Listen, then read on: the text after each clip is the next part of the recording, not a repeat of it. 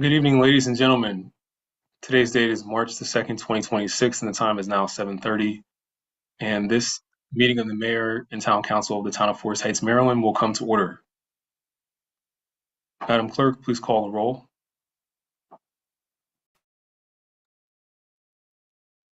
Councilmember Hines. Councilmember Kennedy. Here. Thank you. Councilmember Brownson. Here. Councilmember Little. Present. Councilmember McDonald. Here. Councilmember Hines. Council President Noble. Here. Mayor Lilly. Present. Mr. Mayor, we have a quorum. Thank you, Madam Clerk. Next, we will have a moment of silence. And tonight I ask that we do it in honor of Mr. Alex Rodriguez Hines, who lost his life in a fatal accident on Maryland 210 over the weekend.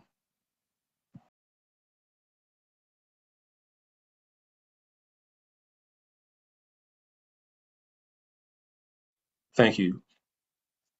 Next, we will have the Pledge of Allegiance. I pledge allegiance to the flag Of the United States of America America, and to the republic for which it stands, one nation, under God, indivisible, with liberty and and justice justice for all. Thank you. Stop this.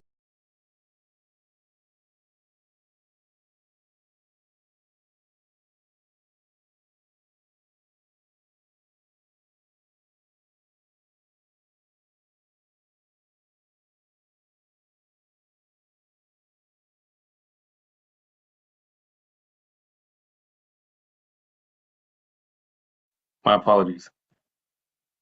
All right, we have meeting minutes for January 21st that were distributed in advance. Madam Clerk, were there any other meeting minutes we needed to approve tonight? I did also add the meeting minutes for February the 18th there as well. February 2nd were approved in the last meeting. All right, are there any changes or additions to the January 21st and February 18th meeting minutes? They were distributed in advance via email.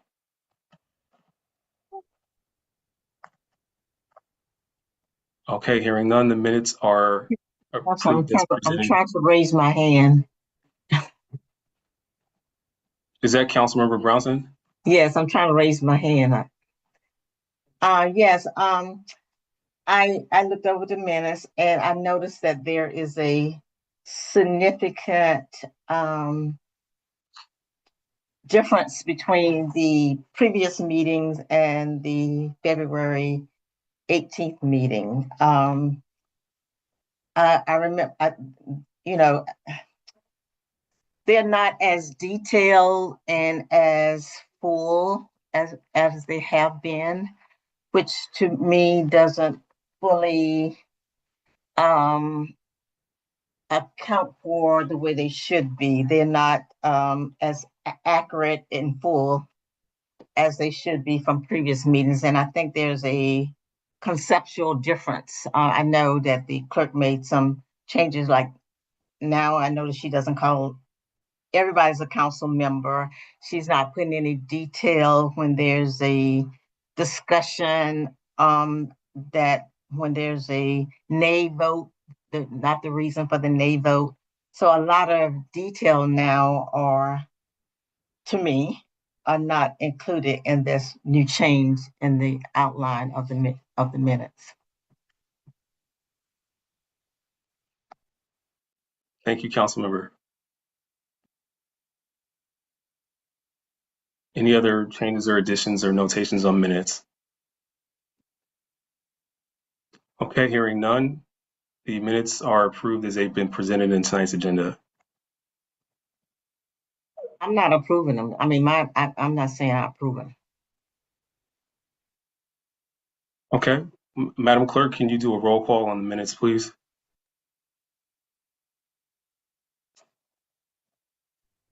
Yes, and Mayor Lily, did you want me to provide a little bit of insight? Or would you like to just proceed with the vote? Well, let's do this. We will proceed with the vote, and then if you'd like to provide insight, you could. Okay, thank you. Councilmember Kennedy?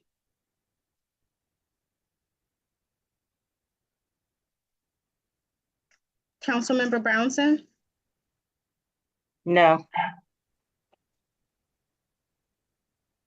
Councilmember Little? Abstain. Councilmember McDonald? Yes. Councilmember Kennedy? Yes. I'm just going to call out Councilmember Hines in case she's had an opportunity to join. Councilmember Hines? Council President Noble? Yes. Mayor Lily? Yes. 4 yeses, 1 nay, 1 abstention. The minutes will be approved. Thank you, Madam Clerk. And you said you had something to add on the topic?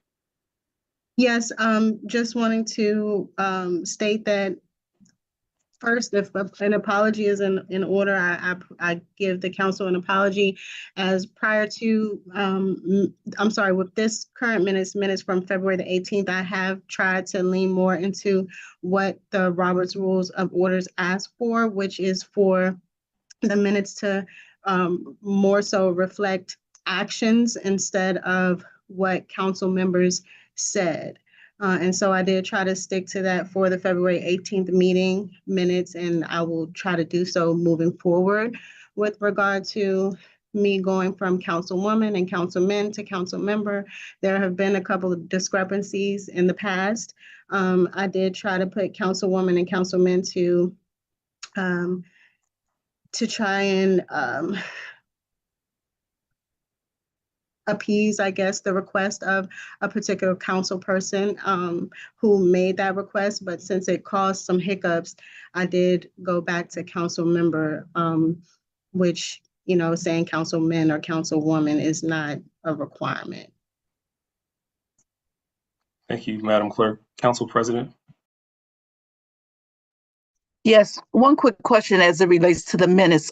Are the recordings available if someone wanted to hear a meeting, or I know it's posted, but how long are we keeping the recordings?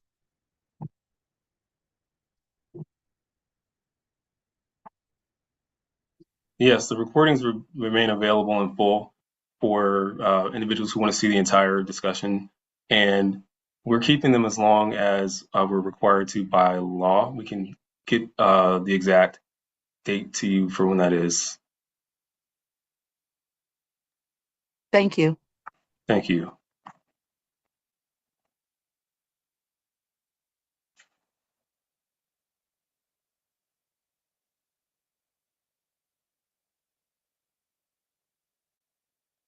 All right, bear with me just one moment.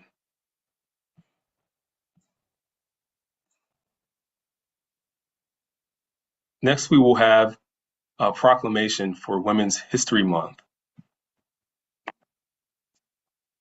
And give me just a moment. We switched to virtual meeting because of the inclement weather, so I'll be pulling that up in just a moment.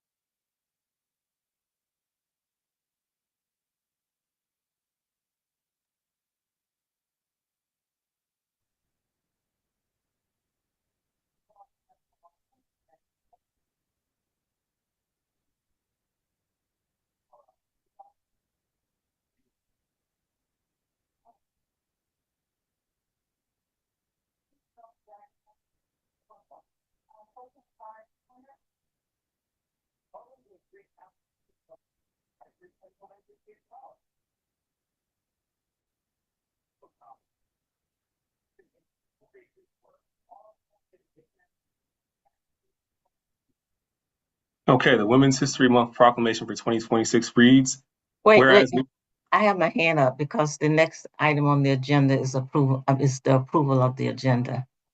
thank you, council member. Okay, before we do the proclamation, is there a motion to adopt tonight's agenda?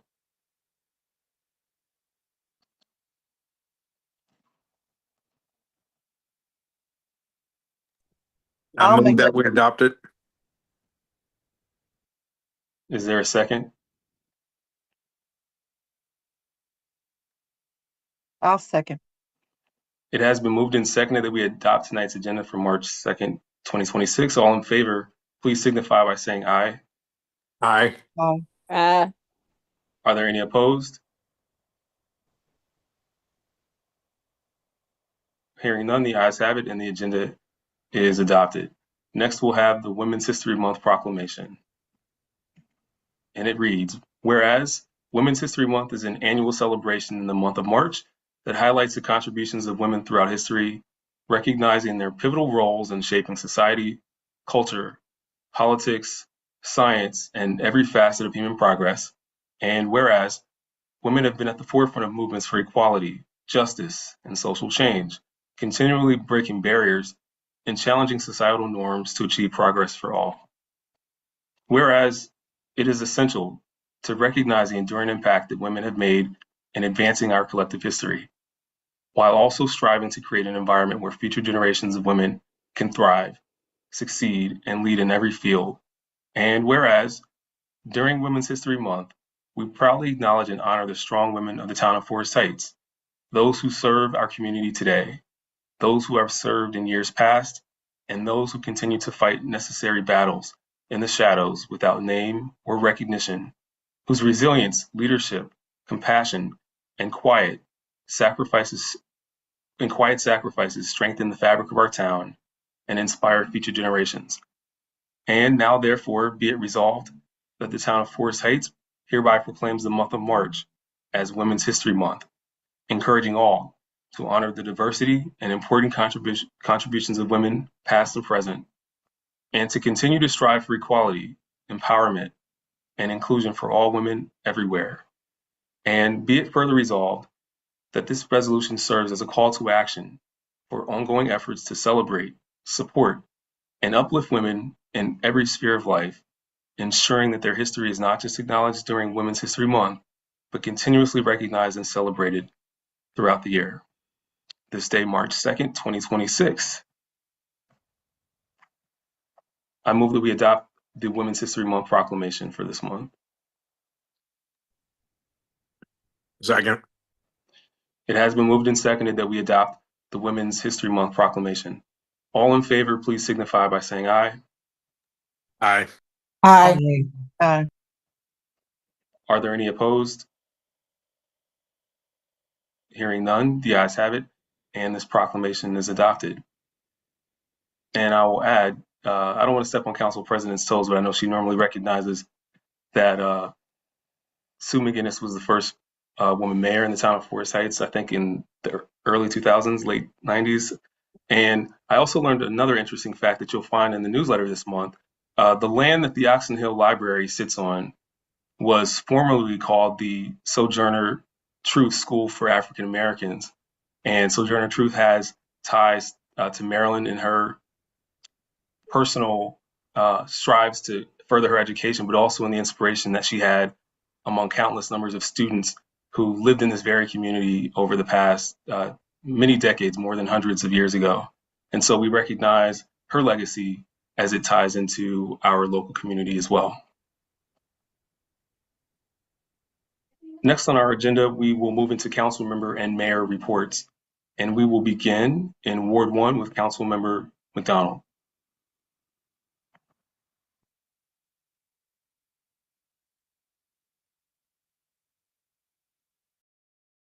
Greetings, everyone.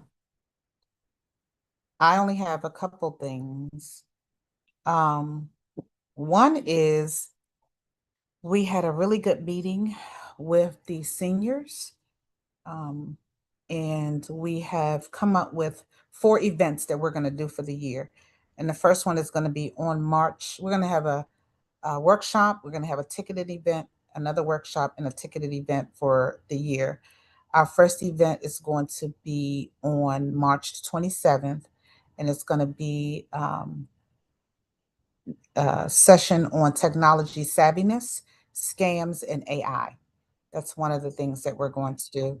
And also, we are, of course, going to be supporting the upcoming Earth Day event with Potomac River Keepers. So we're looking forward to that. And we also have our annual bike ride season starting up in May. It generally starts in April, but there's a lot going on in April. So we're going to start our Healthy Heights rides in May. And Keith and I are trying to coordinate some things with that to make it a little more robust than it has been so that we can ramp up our participation. So hopefully those of us who are active in the community and like to join us, please look out for the information. Thank you. Thank you, Councilmember McDonald. Next, we'll go to Councilmember Little, also from Ward 1. Greetings. Good evening, everyone. I just want to remind everyone to come out to vote on March 11th. Card and crochet night on the 3rd Friday of every month. And to also stop at the stop signs. It's very vital. That is all I have to report tonight. Thank you. Thank you, Councilmember Little. Next, we will go to Ward 2 and Councilmember Brownson. Hello, everyone.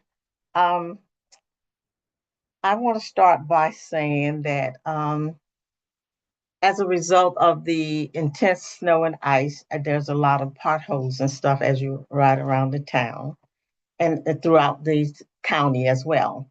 But I want to talk about, I was riding up Oxon Hill Road, right in front of all up by the library, all the way up to St. Barnabas Road, and it was blocked. So I took the initiative to call 311 to report the incidents, and they told me to call that's a state road, and I didn't know that. I thought it was a county road, but they said it's a state road.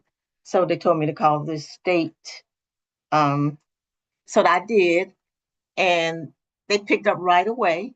I went back up there and I reported it. I went back through that route again the next day, and the potholes were filled. And I said, "Oh my God, that's good customer service." And they picked up right away. And I was thinking that when I called the town, our town, it takes me 1 minute and 11 seconds for someone to pick up because of all the recordings and everything. I mean, all the blurb about, things. So, and I've said this before, is there some way that we can get a live person to answer the phone once the phone rings without having to wait 1 minute and 11 seconds for someone to pick up?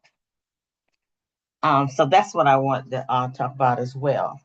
And then another thing I was going over, I know that Mr. Jackson sent out some things in reference to the Maryland State Retirement Plan. But one of the things I was looking at when I was looking at it, because the memorandum that you all gave us on the day of the last meeting, I didn't get a chance to look at it before the representatives start talking about the Maryland retirement plan. So I looked it over and I had some questions.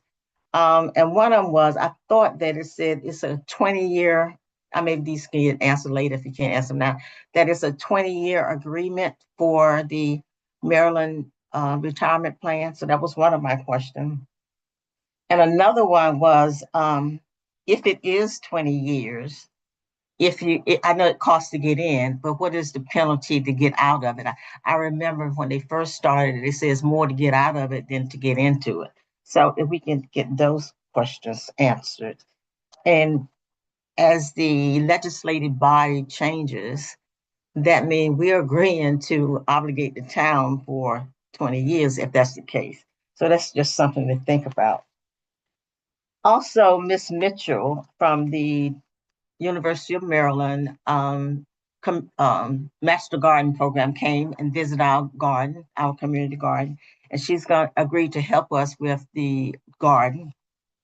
And some of the things that she talked about to initially open the garden with, and then I sent this to Mr. Jackson, that, after the water main break, there are ridges in the entrance there, which is really a hazard for anyone to go in there.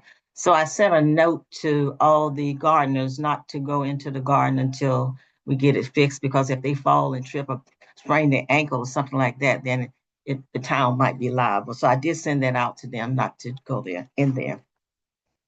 And the open season for the garden, according to Maryland Park and Plan, it starts on March 15th, but we may not be able to open it at that time because of the work that needs to be done. Because of the weather and ice, a lot of the beds are damaged, and so they need repair. What else I had? Oh, also, I got an email on Sunday in my email that Mayor Lilly is doing the State of Forest Heights on March 26th. I was like, what? So I was shocked by that. And what else? I think that's about all I have to say right now. All right, next we will go to Councilmember Kennedy, also in Ward 2.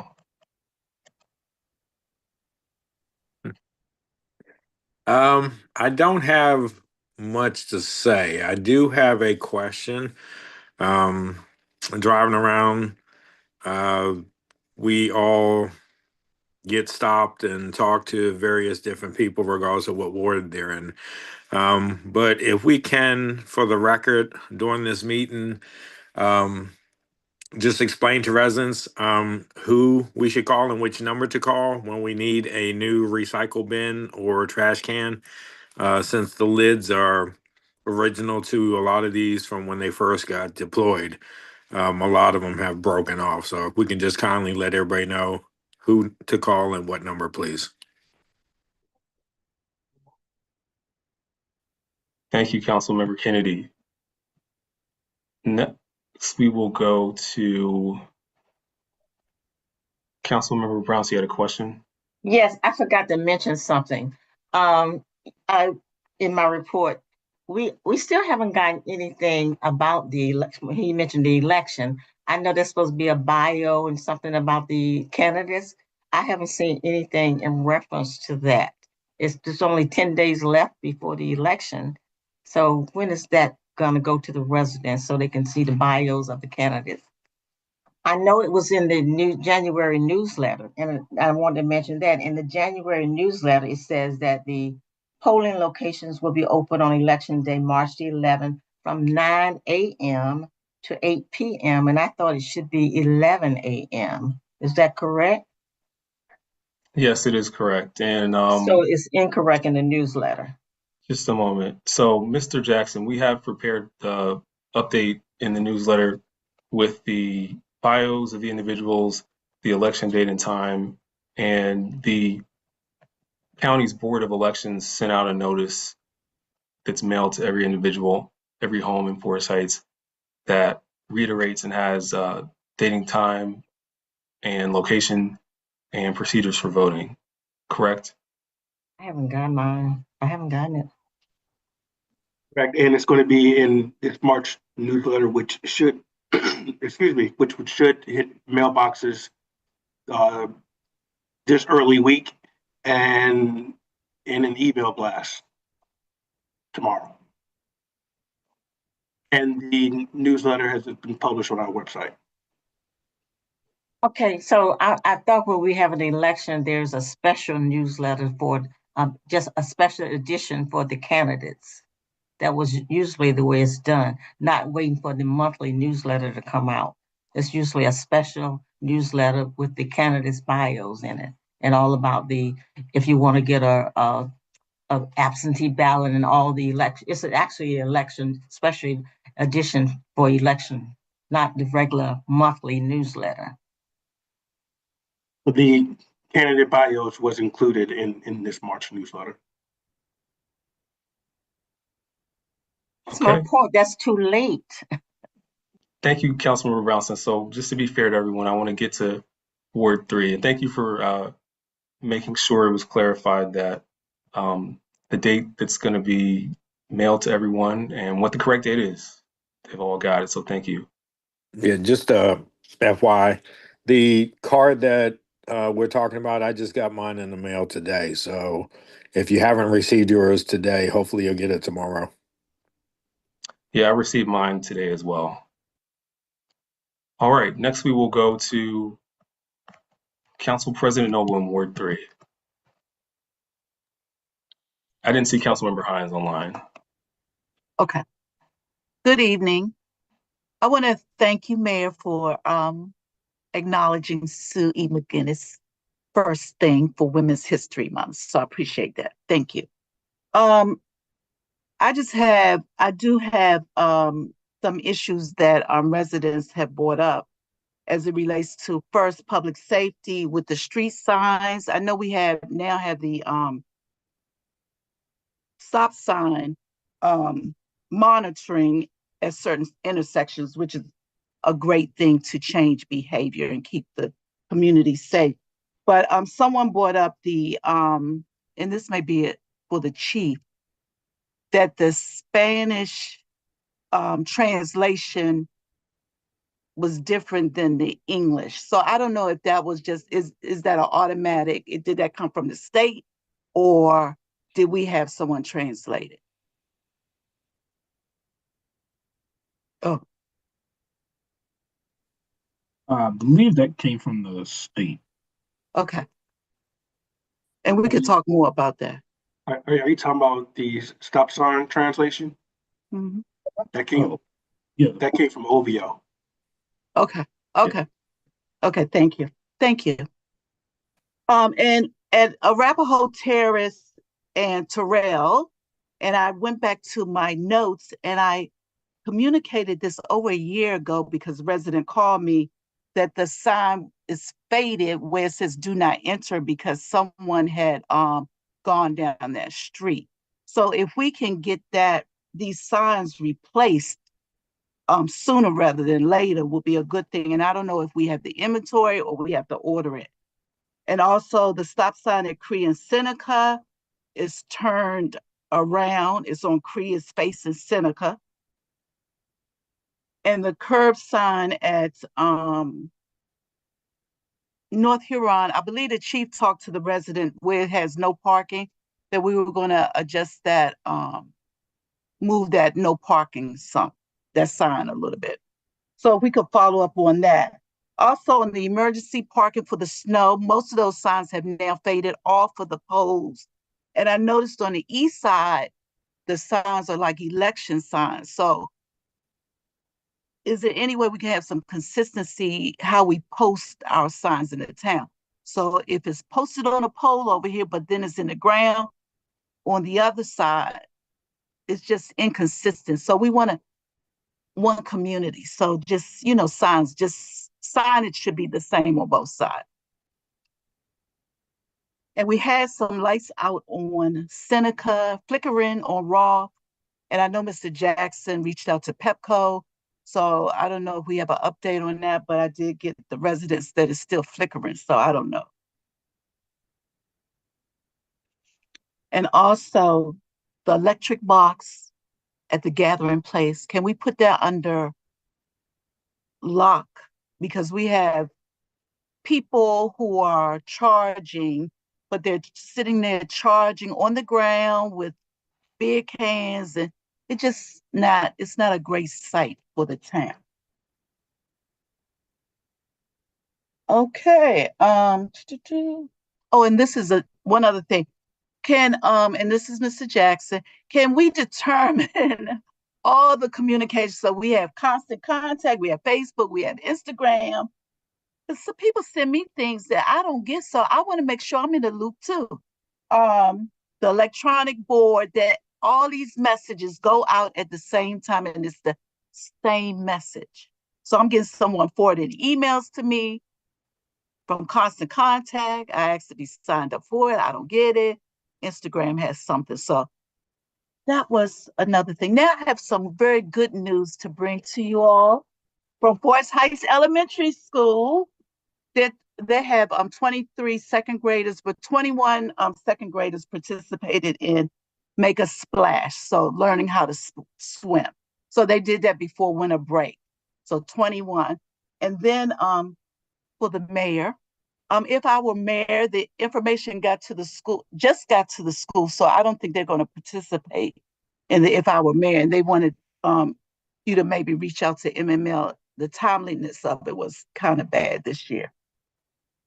And Okay. also, they're preparing for spring break. So they're preparing for 100 boxes and snack packs to send home to the kids. So they'll have nourishment over spring break. And during the winter, they gave out 100 coats and shoes. And math night, if anybody cares, is March 12th. I think that, and then of course, always scholarship time. So students want to look out for or look at the senator, as well as the delegates, as well as Councilman Burrows' sites for grant opportunities, scholarship opportunities. I think that's it for me for today. For now, till reports come up. Thank you. Thank you, Council President. Okay, I will share from my report.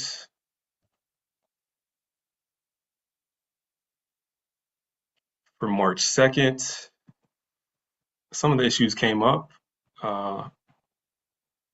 So due to the inclement weather, the salt, the paving, and plowing, we've identified several areas in town where there are potholes or the pavement has been disturbed.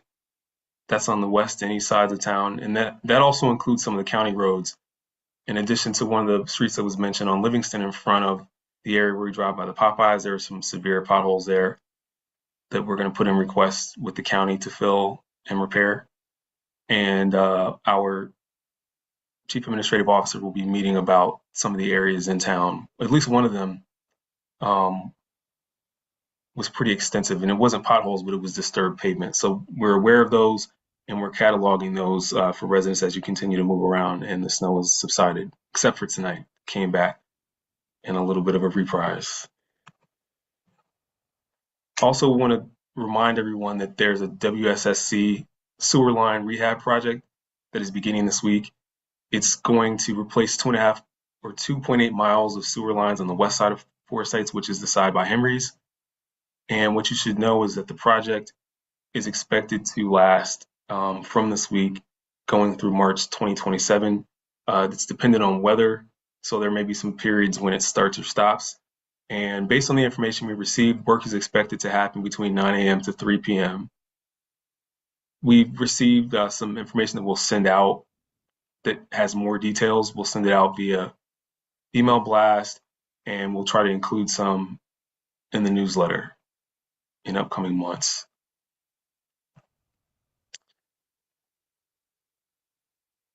Council Member McDonald, do you have a question about the WSSC project?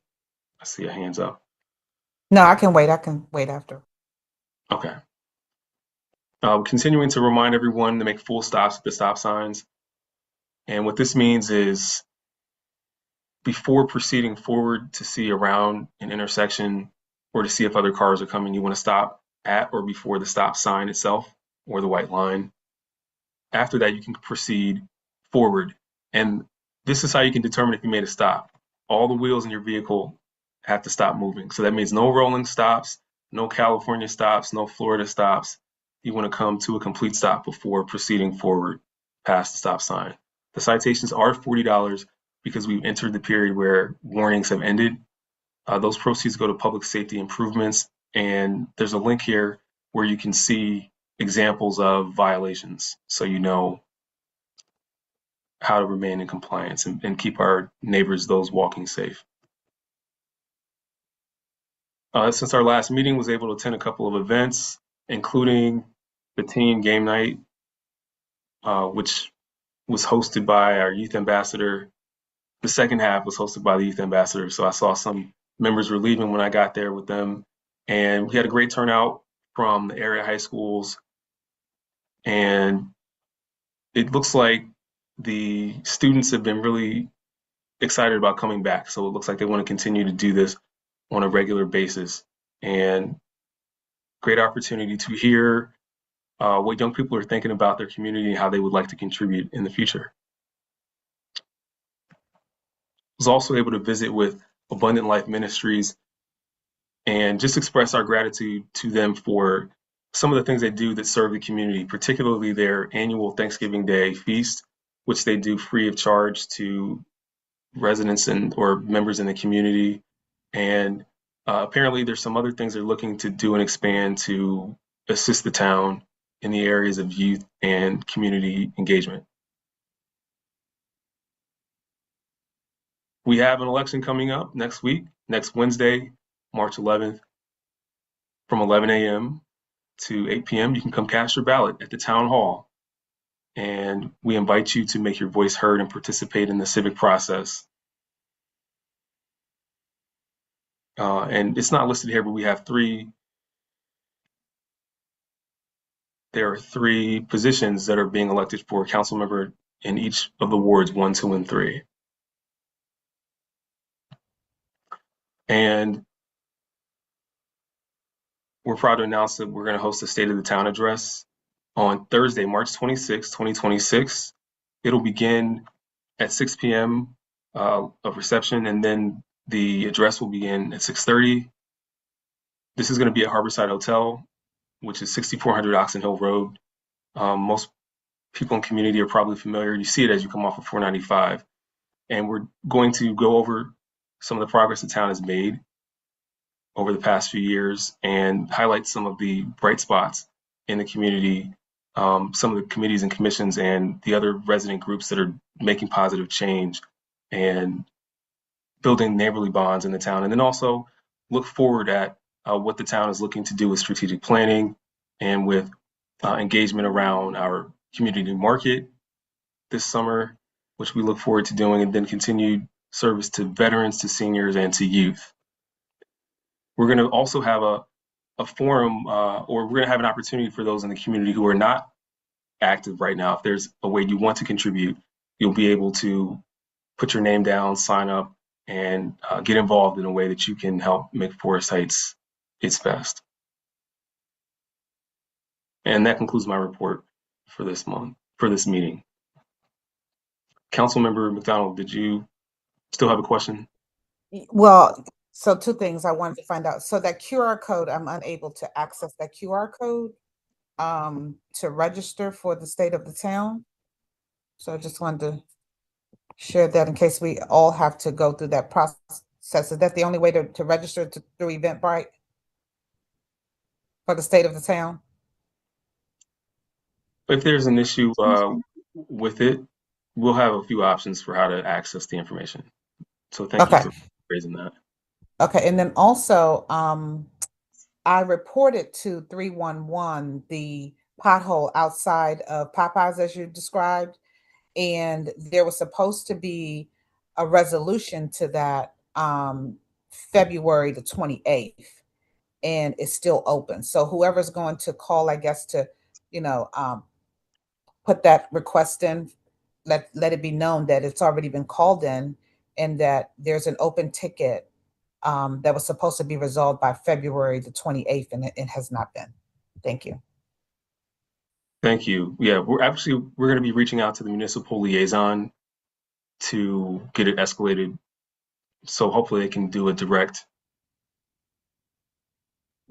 they can get someone to put direct attention on it. Yeah, because that's a road disturbance, Mayor Lily. My tire went down in the hole. Like in my front end of my car went down. Like it was crazy. So yeah. Yes, thank you.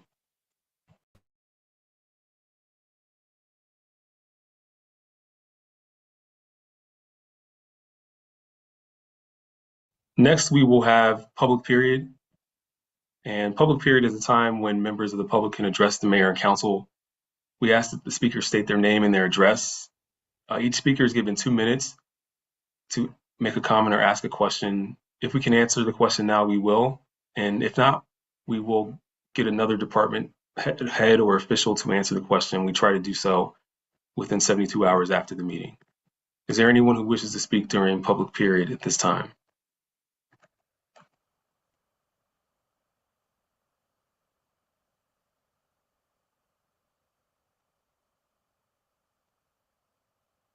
Going once, going twice, and hearing or seeing none. Public period is now closed.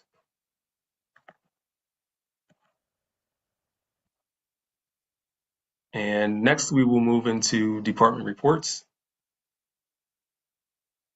And the first report is the town administrator and project manager.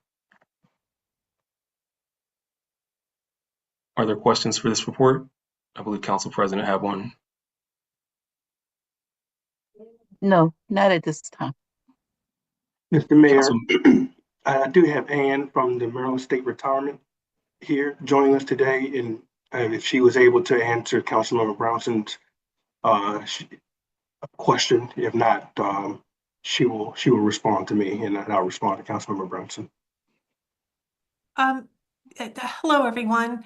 I'm sorry, my camera is not working. Otherwise, I would turn it on. Could you repeat your questions? You had a question about 20 years? Yes, my question was, is the town obligated to be in the program for 20 years? If you join, there's no end date to, it's not as if in 20 years you're no longer in the plan, because you're always going to be adding new employees who will become members of the plan.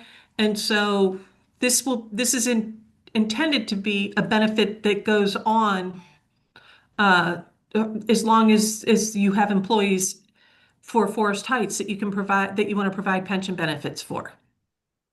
My other question was, the opt-in, I mean, if the town chooses not to participate anymore, because we just can't afford it.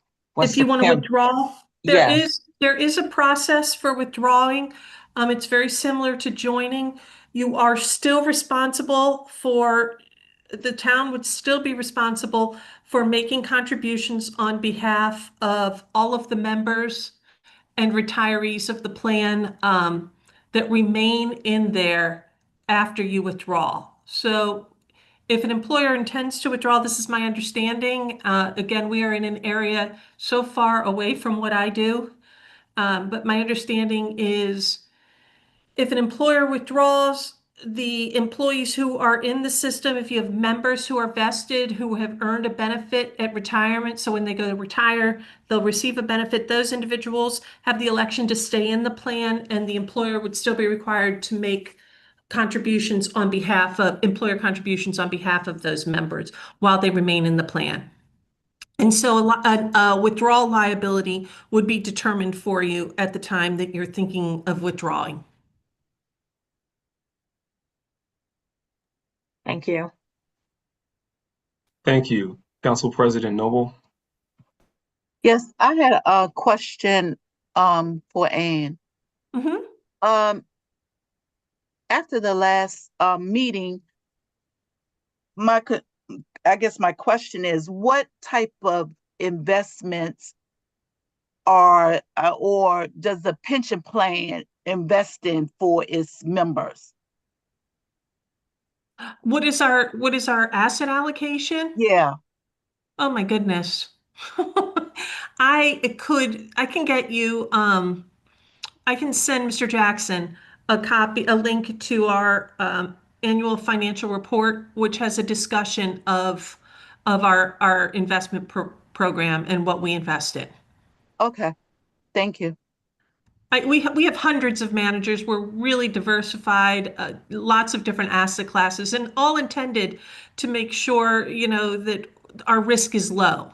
Right. Well, that's what I would like to know. Thanks. Mm-hmm.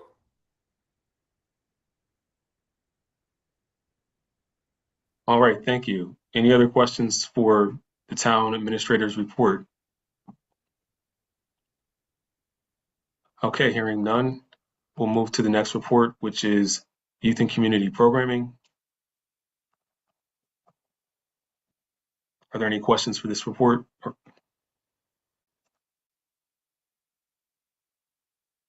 Okay, hearing none, we'll move to the next report, which is the Treasurer's Report.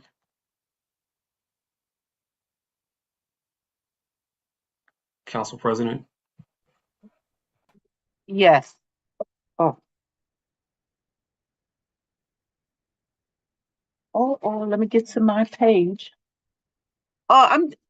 First, I guess I would like to know, because I know that Mr. Frankenfield, you said that we look at the bottom line as it relates to the budget.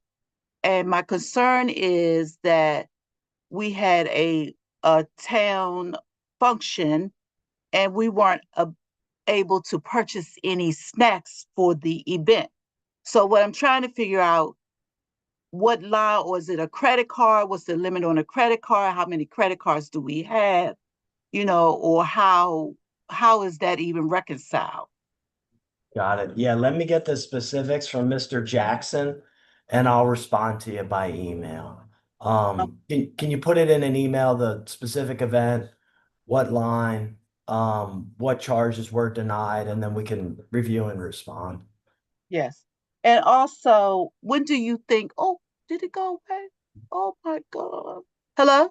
Yeah, we hear you. We're you still hear here. me? Oh, good. I don't see you. I clicked something accidentally, but that's good. When do you think we'll get the budget? So I just pulled up our budget timeline. I think it's going to be, we're due to turn it into the mayor this week. Mayor's going to review, give us the go ahead to share. So we're saying around the first week of April, we'll have a draft budget, finance committee meeting in there on, I'll put the date in the chat, but finance committee meeting in there, and then full council budget review. So I'll share the date of the finance committee. April 14th sticks in my mind, but I'm not certain. I'll put that in the chat. But yeah, please bring your questions ahead of time to that finance committee meeting so that we can come out of there mostly in alignment on where 27's budget lands. And the audit will be due by 10/31. 10/31. And last question, and I don't know if this is finance or not, but I know I see in Annapolis, they're having some annexation concerns with municipalities. So, and this may be a Mr. Jackson, what's the status on our annexation? Are we done with annexation? Everything's been approved, or do we have anything pending? We don't have anything currently out there. We are preparing to start the process of annexing the east side of the 210 access road, going towards DC. That's the Foreman Mills, the seafood place, that area down there. Okay. We haven't begun yet. Okay. Okay, and last, everybody wants to know, are our bills up to date? Everything's paid, everything's done? That's a yes. That nod means yes. So we pay all bills once a week. Obviously, it's the vendor's responsibility to get us any account balances that we're due.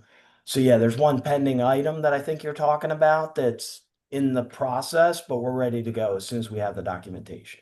Okay, so we don't have any like recurring payments that we automatically pay? No, we push everything just because the controls are better. All right. The whole team sees it before it's paid. Okay, thank you. Thank you, Council President. Councilmember Brownson. Well, I was trying to raise my hand for the youth engagement report. But kind of skipped. But my question was for the youth engagement report, and it had on there, congratulations, Council President Noble, for being selected to the Local Development Council. And I'm trying to figure out how does that help the town of Forest Heights? Oh, well, yeah, this is actually a nice thing to recognize. Congratulations again, Council President, for being appointed to the Local Development Council. They are a body that oversees funds that come from the MGM Local Impact Grant. So it's several $1 millions a year that get allocated specifically from gaming revenues that go to the 6 mile radius outside of MGM. So it's great to have our council president be represented on that group and body. I'll let you, council president, tell us some more about the specifics of what it means and entails. Well, under the leadership of Kendall Wade, he's the chair. Where I guess this session, looking at the funding and what goes out, and he wants to really engage the council in looking at the dollars and how they're spent. So I think this may be a more active, not to say the others weren't, but probably more in the community to see where funding is needed and where we can allocate other funding. So, and just accountability. So Mr.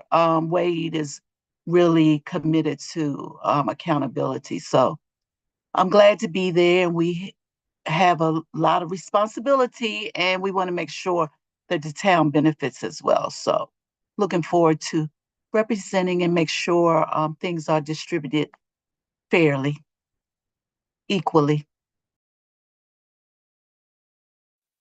Thank you. Thank you for the question as well. The last report this evening we have is police department. Are there any questions for that report? Councilmember McDonald. Yes, so I guess given we don't have code enforcement in place yet, I would like to know the status on that. 917, I'm still trying to get an update on 917 Comanche that's been boarded up for, I don't know, I mean, just for too long for me. I know that there are probate issues or whatever the case might be. I would like to know a status on 917 Comanche, an up-to-date status on that, because it's a sore eye and it's been to me just a bit too long. The second thing is residents been complaining about not getting their bulk picked up. So I wanted to make sure that that is, I'm not sure, I don't think that's Chief Ruffin, that may be Clayton. Make sure that, you know, the bulk is being picked up. And also, I guess Kennedy made the point about letting residents know about how to, and again, I think we're probably needing to be a little more mindful of seniors and how they're to go about submitting their needs for replacement of receptacles, whether they be, you know, recycle or bins. Also, we still have the signs that are posted out in the community, the snow signs. Are we going to keep them there for how long? And when do they get removed? Thank you. Okay, Chief, if you want to take the question on code enforcement. Yes, code enforcement, currently right now, we have interviews slated for next week to get that position filled. In the meantime, we have been handling code enforcement issues that are coming in, and I will get you an update on 917 Comanche. Any major issues that we are dealing with when it comes to code, we are working with the county to make sure that we stay in regulation and everything is flowing. Any low-hanging fruit we're trying to take care of now and address it, so then that way we are getting the residents everything that they need. So there may be a little slight delay, but we have been making sure that we stay up to date as much as possible to get all of our code enforcement issues handled. But we are scheduled for interviews next week, and I believe we have about 5 people that we have been looking at to fulfill that position. So as soon as we get in solid answer and an update, we're going to try to push that person through so we can get them up and running and up to speed as quickly as possible. Okay, and while I have this opportunity, Mayor, if you don't mind, I just wanted to bring up, I think like two houses down from Councilmember Little, there is a bulk of stuff that was not picked up. I don't know if it was because the resident did something that didn't go along with the people with the trash companies that's supposed to pick up the stuff, but there's like a whole lot of stuff just sitting out there. And so I don't know how to, I guess, address that. Thank you. Thank you, Councilmember McDonald. Council President. I just wanted to address the trash can topsoil. In the past, we talked about it at the Public Works meeting.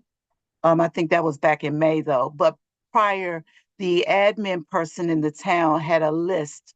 So if residents had a concern about their trash can or need replacement, then they would just call into the town and then they will pass that on to the trash company. Yes, that is correct.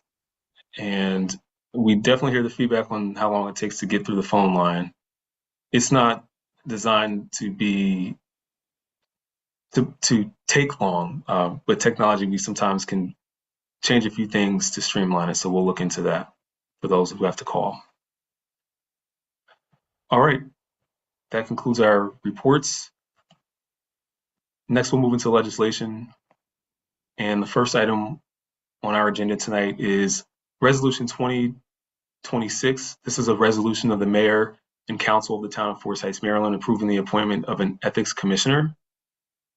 I move that we adopt Resolution 20-26.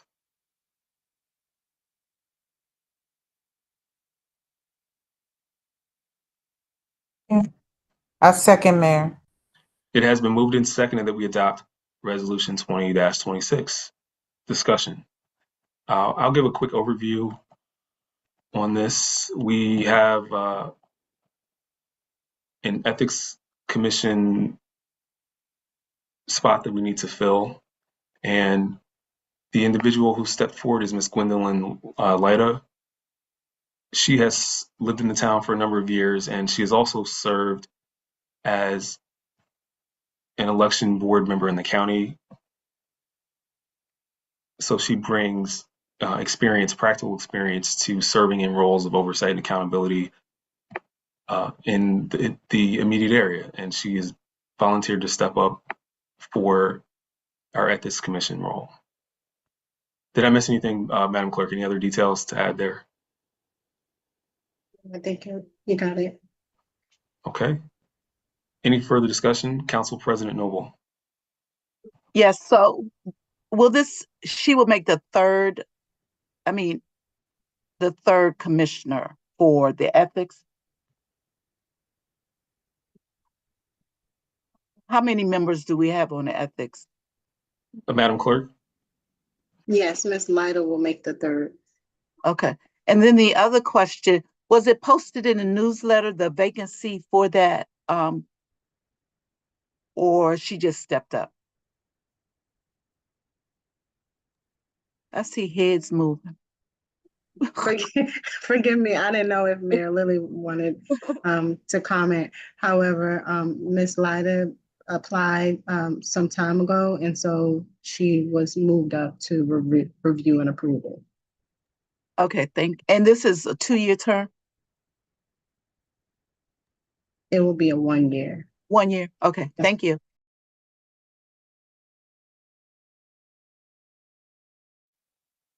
If there's no further discussion, Madam Clerk, please call the roll.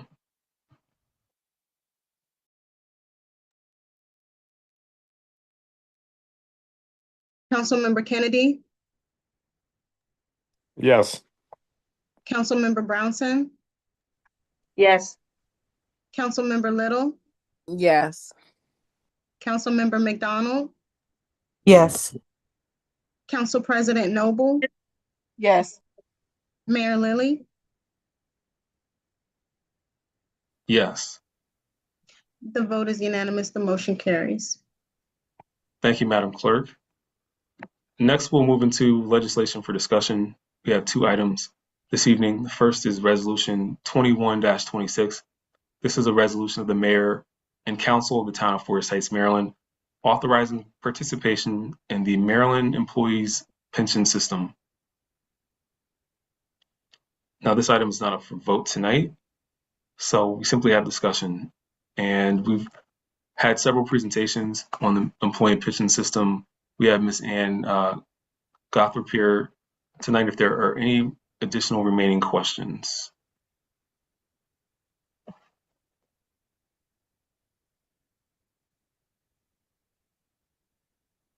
Council President.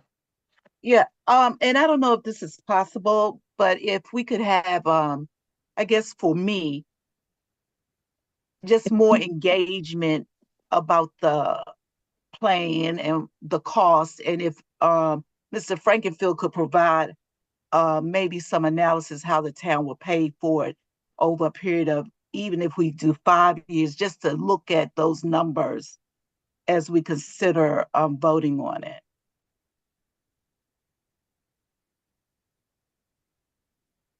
Thank you, Council President. Thank you. Councilmember Brownson. Yes, I do remember when we had our Ways and Means Committee meeting, we talked about the retirement plan, and we asked the treasurer at that time, could he provide, like a spreadsheet or a layout or some type of synopsis on how the town would pay for it. And I think he mentioned that it would be quite detailed and he would do it if the mayor so pleased.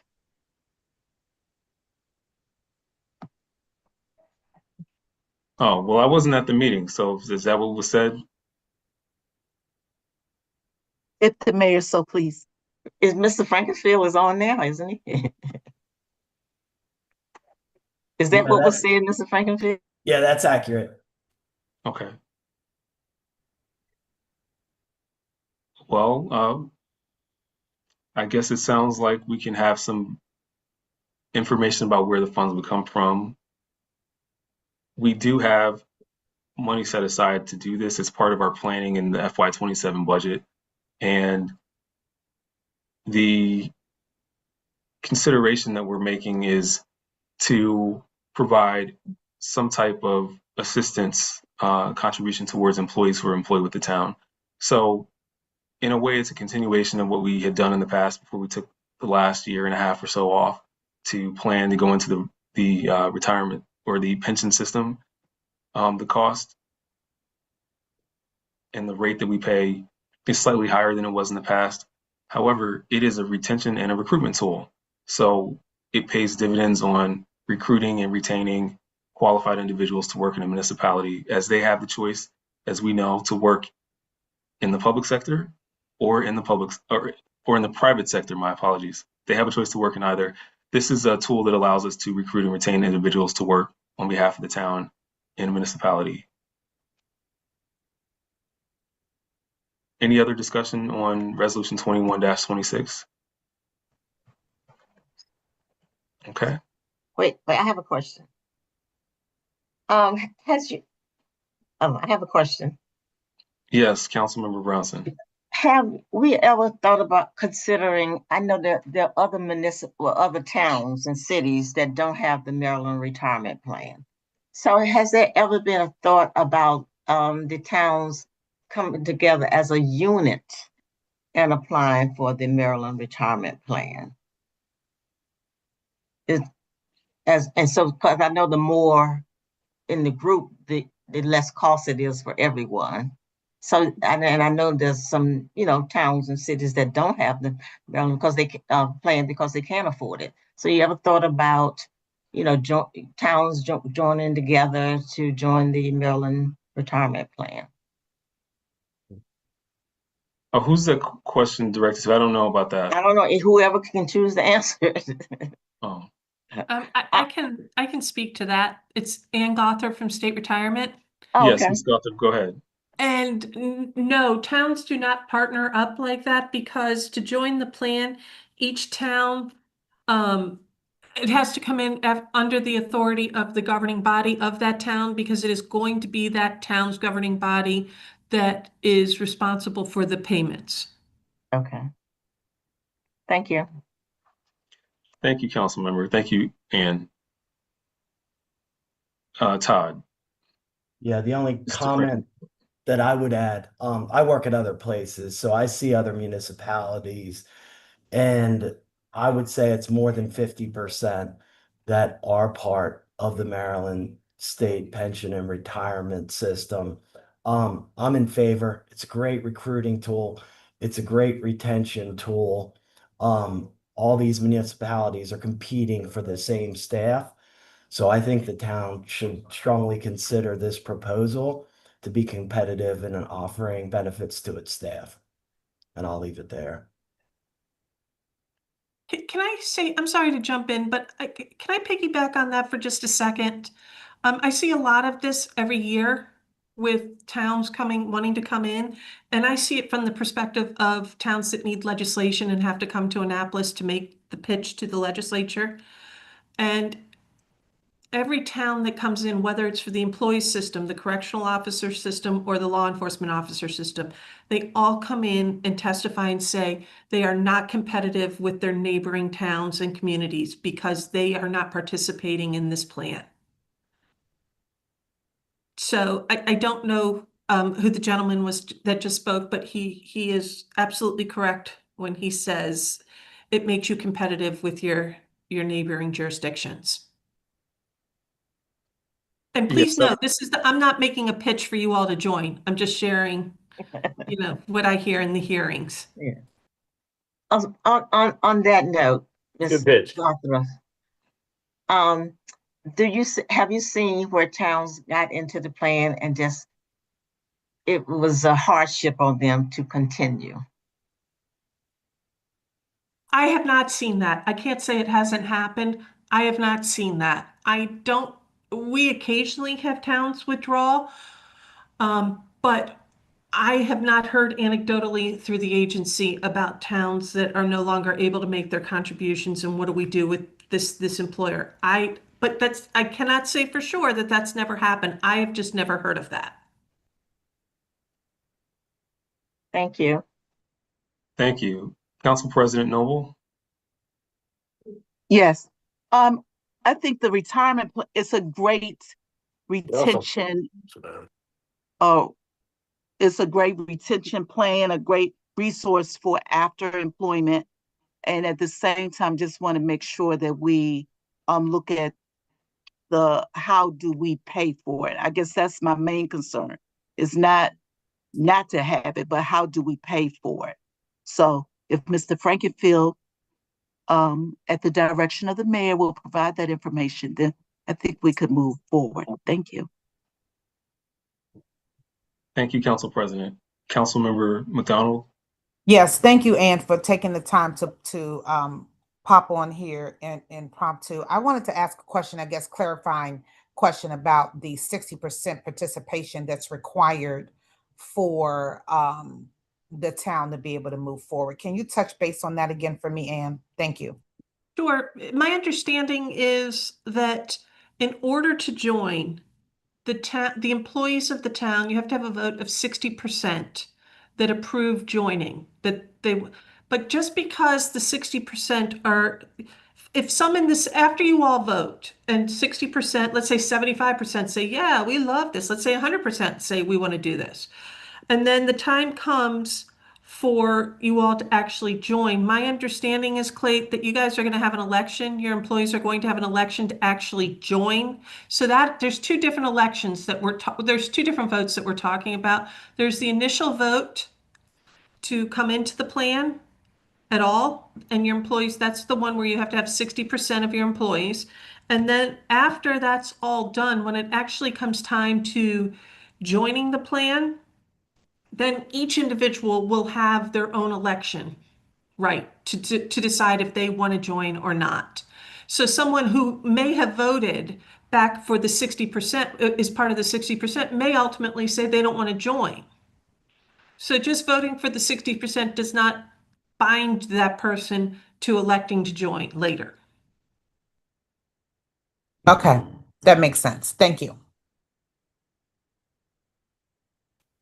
Council President. And I guess based on the 60%, you have 60% that decide or vote on, say you have 100% voted to join the plan. But then when it comes time to actually enroll in the plan, now you're at 55%. Does that change the interest into the program?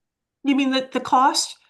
Absolutely, because the preliminary valuation that you all have is based on, it's assuming 100% of all of your employees join the plan. Mm-hmm. That's why it's just preliminary. You won't get a final valuation until after everyone's been enrolled and we know exactly who came in and who did not come in. All right. Thank you. So that's 60%, and then it is actually a baseline. The 60%, this gets very confusing. The 60% does not have anything to do with the preliminary valuation, and it doesn't have anything to do with the ultimate decision that your employees make on whether they want to join or not. You've got a couple things going on here. You've got a preliminary valuation that is based on our actuary assumes that all of your people join, and what is the liability that you're bringing in with you. That's really what that preliminary valuation is about. What do you owe for the service that you're bringing in for these people? Then after that's done and you all are meeting like you are, then you're going to, if you decide to move forward, then you all have to take a vote of 60, Right. and then you need 60% at that point. And then Okay. after that vote is taken and the resolutions pass and everything, then it goes to each individual decision for each employee to decide what they want to do at that point. And then Okay. after that is done, and we actually know how many people come in, then our actuary does a final valuation to determine the exact new entrant liability that you're responsible for. And one last thing, Mayor, if I may. So real quick, I heard you say that you all have portfolio managers to mitigate any risk that would involve a loss to individuals who are invested. Are the persons who are participating or would be participating, do they have any kind of relationship with the portfolio managers, or are Oh, they just, Councilwoman McDonald, I'm sorry, do you guys just go by councilperson, councilwoman? I'm so sorry. Council Member McDonald? That's fine. Councilmember McDonald, Yes. I'm sorry, I might have confused you before. When I say we have managers to mitigate the risk, we have managers to mitigate the risk of our returns. There is no risk assumed by anyone, any of our members, that it is a defined benefit plan. You are guaranteed whatever the formula is, whatever our retirement formula is currently in the employee's pension system. For every year that you work, you earn 1.5% of your final average salary. You're guaranteed that. Absolutely, no one can take that away from you. There is no risk. If you leave at any time and want to withdraw your contributions, you get your contributions back with 5% interest. That money is yours, regardless of how the fund does. This money is yours. So when I talk about risk, I mean, we have to, our actuary assumes that our fund is going to make 6.8% each year in returns. We want to mitigate the risk so that we don't come in and say, oh, we only earned 2.3% or we lost money. We want to come in and say, instead of 6.8, we got 16.8, and we really hit it out of the park. So when I talk about risk, I'm talking about our investment risk and what are our returns on the fund itself. But there is no risk whatsoever to any of your employees. Thank you,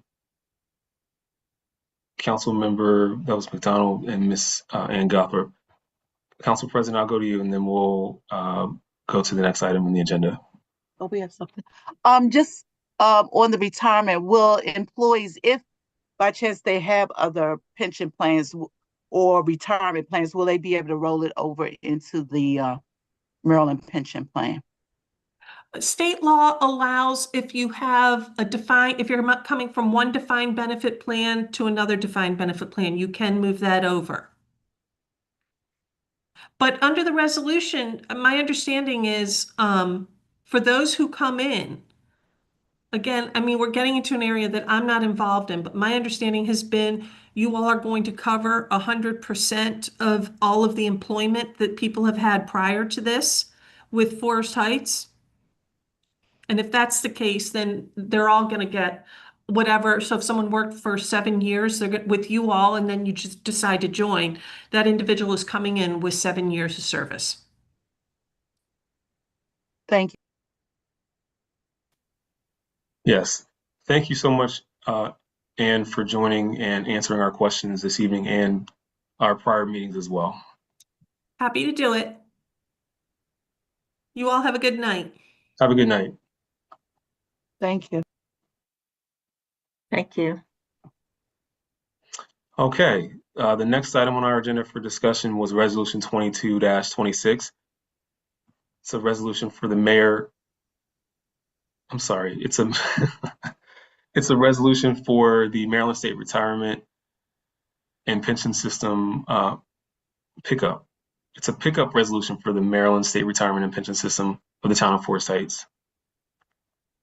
And we're not voting on this tonight. Any other further discussion on Resolution 22-26? It's related to the questions we just asked and had answered. Okay. Well, that concludes legislation for this evening.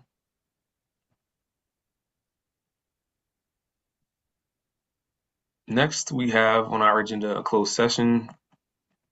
Oh, God, y'all motherfucking closed sessions, man. Councilmember Kenny, you're not on mute. We can hear you.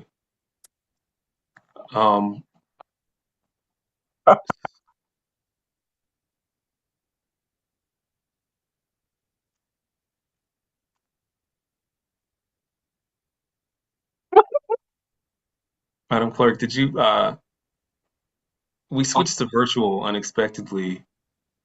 Oh, she may have to rejoin. I just want to make sure I have the closing officer statement.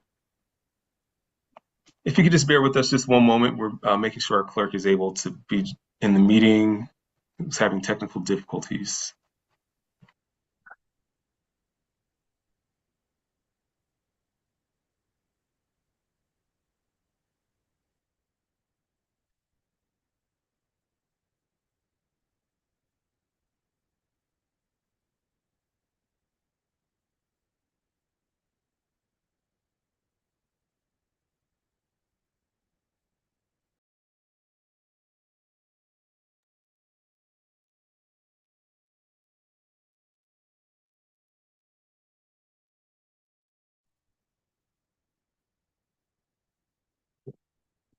Can y'all hear me?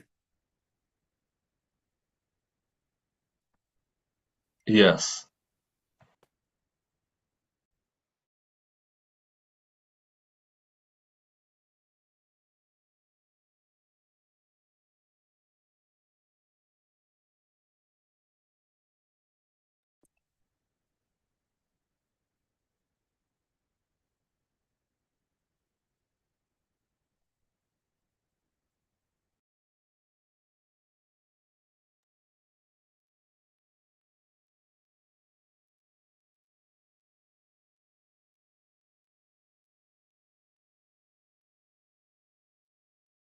Madam Clerk, is your connection working now, or is it still giving you issues?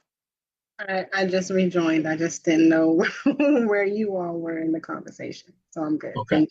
Thank you. We are ready to go into closed session. I was just pulling up the closing statement to make sure I have the correct version. And so I move that we go into closed session under general provisions of Article subsection 3-305. And this is for reason 13, to comply with a specific constitutional, statutory, or judicially imposed requirement that prevents public disclosure about a particular proceeding or matter. And this is to discuss and approve closed session minutes from a prior session. And the reason we're closing it is to approve and discuss the closed session minutes. And Is there a second to go into closed session?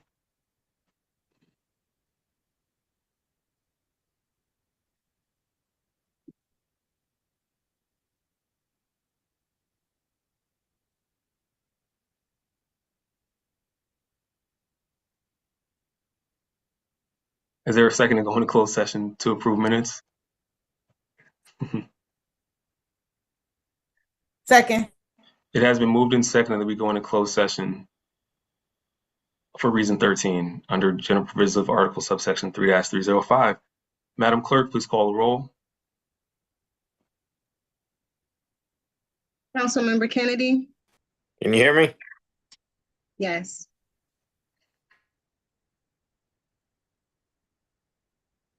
But I didn't get your vote, Councilmember Kennedy.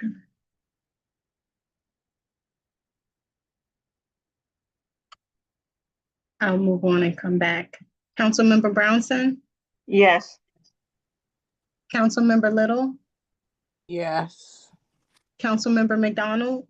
Yes. Councilmember Kennedy? Council President, oh, Did you hear me? no, sir. Yes. Thank you. Council President Noble? Yes. Mayor Lilly? Yes. The vote is unanimous. The motion carries. Thank you, Madam Clerk. Well, the time is now 8:51. The mayor and council will go into closed session. Members of the public are welcome to wait in the waiting room until we come back into open session, which we can't give you an exact time of when that will be, but we will come back into open session, give a report of who attended, what we actually discussed, any actions that were taken, and who attended the closed session.